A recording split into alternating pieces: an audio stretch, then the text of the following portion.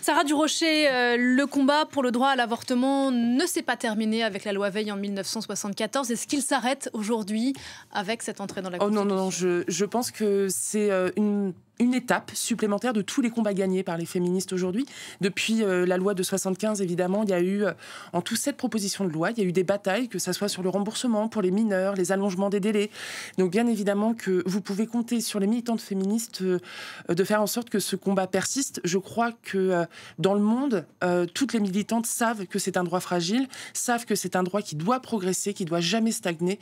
Donc bien évidemment qu'on va être dans la 50e année en fait de l'anniversaire de la loi Veil, et nous avons des propositions à faire au gouvernement, et au-delà de la parole politique, puisque là il y a des paroles politiques, on a pu voir dans les hémicycles en disant qu'il fallait des moyens sur l'avortement, des moyens pour le planning familial. Nous irons chercher ces sénatrices et sénateurs et ces députés pour leur rappeler leurs paroles et leur engagement. Quelles propositions vous voulez faire au gouvernement ?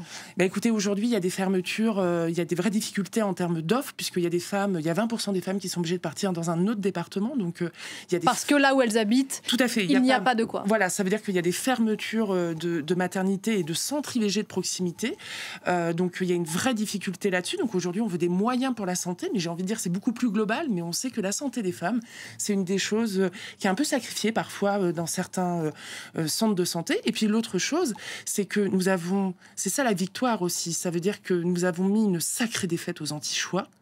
Je pense en France, mais je pense aussi en Europe et dans le monde, et qu'aujourd'hui, il y a un vrai besoin d'éducation à la sexualité et un vrai besoin de vraie information, puisqu'on sait qu'ils achètent des noms de domaine, ils font des sites internet, et que nous, on bricole, et que là, il faut vraiment mettre des moyens. Il faut que ça soit associé à une vraie campagne concernant les droits sexuels et reproductifs en France. Les femmes en France aujourd'hui sont inégales face à l'IVG en fonction de l'endroit où elles habitent, vous l'avez dit, en fonction des moyens qu'elles ont aussi, comme c'était d'ailleurs le cas quand l'avortement était clandestin avant 74 ?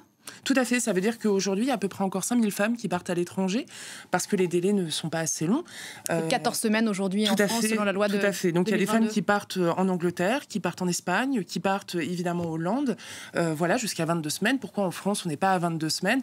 Je pense que... Quelqu'un dans d'autres pays ? Tout à fait. Donc pendant le débat sur l'IVG dans la Constitution, bien évidemment que nous avions en tête, puisqu'il y a eu un débat sur l'avortement finalement, mais le planning, historiquement, a toujours eu ces batailles-là, que ça soit la clause de conscience et le fait qu'il fallait absolument allonger les délais, et vous pouvez compter sur les militantes féministes, dont celle du planning, pour continuer ce combat. La clause de conscience qui est double en ce qui concerne l'IVG spécifiquement ici en France, permise par la loi Veil, mais aussi par le Code de santé publique, vous me corrigez si je me trompe. Elle accorde la possibilité aux médecins de refuser ou de pratiquer un avortement, de pratiquer un avortement pour des raisons personnelles ou professionnelles. Cette clause de conscience court toujours. Cette clause de conscience a été même au centre des débats. J'ai envie de dire, il y a eu un amendement au Sénat pour la mettre dans la Constitution. J'ai envie de vous dire que c'était vraiment la peur qu'on avait. Le planning familial n'aurait pas suivi si jamais il y avait eu cette clause de conscience, puisqu'en effet, on veut supprimer cette clause de conscience. Il faut savoir que tous les médecins ont une clause de conscience, mais il y a une clause spécifique seulement sur l'avortement. C'est ce qu'appelait la droite l'équilibre de la loi de Simone Veil. Je crois qu'aujourd'hui, symboliquement même, il faut enlever cette clause de conscience. Et quand on voit en Italie ce qui se passe avec 70% en fait, des médecins qui prônent leur clause de conscience, aujourd'hui en France, on ne sait pas. On a juste des témoignages de femmes qui viennent nous voir et qui nous disent « Écoutez, on m'a refusé un avortement pour des raisons, j'arrive pas trop à comprendre, ou alors on me donne un rendez-vous dans 10 jours. » Enfin, la loi impose à ces médecins qui font état de leur clause de conscience d'indiquer à la patiente où est-ce qu'elle pourrait aller dans le cadre de la loi pour respecter les délais. Est-ce que ce que vous constatez sur le terrain, c'est que des femmes sont empêchées et dépassent du coup les délais à cause d'application de... En fait, je pense que tout est lié. Ça veut dire que la première chose que font les femmes quand elles vont chercher, puisqu'il y a un gros tabou sur l'avortement, mais on pourra en parler après si vous le souhaitez, mais je pense que là-dessus on n'a pas gagné encore. Et en fait, une femme qui souhaite avorter, elle va taper sur internet « je suis enceinte, j'ai envie d'avorter ». Elle va pas aller voir son médecin traitant parce qu'elle n'a pas forcément envie d'en parler. Elle va aller chercher un médecin et elle risque de tomber sur un médecin qui prône la clause de conscience, mais qui ne le dit pas, en fait. Et donc, quelque part, c'est un parcours parfois d'aller voir 3 professionnels de santé pour arriver à enfin avoir le bon médecin.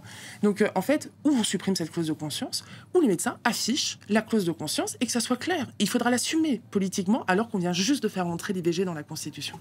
Il y a une urgence aussi à améliorer l'accès à l'information. Combien de femmes qui nous regardent ne savent pas que, par exemple, ici en France, l'IVG, c'est gratuit ? Eh bien oui, ça veut dire, mais ça fait partie du combat du planning familial, évidemment. Ça veut dire que, comme les femmes en Argentine, qui veulent l'avortement, qui veulent la contraception et l'éducation, je crois que c'est une revendication mondiale sur l'éducation à la sexualité complète. Connaître ses droits, c'est essentiel. Vous avez raison, aujourd'hui on voit plein de femmes au planning familial qui ne connaissent pas leurs droits, qui ne savent pas comment leur corps fonctionne. Énormément de choses, et quelle que soit la classe sociale, qu'on soit très très clair. Donc bien évidemment que pour éviter que ces anti-choix donnent de la mauvaise information, informons les personnes, faisons une grande campagne aussi en France. On attend ça aujourd'hui du gouvernement également, c'est que ça fait 10 ans qu'il n'y a pas eu de campagne nationale sur les droits sexuels et reproductifs, et c'est ce qu'on demande aujourd'hui au gouvernement. Et qu'il est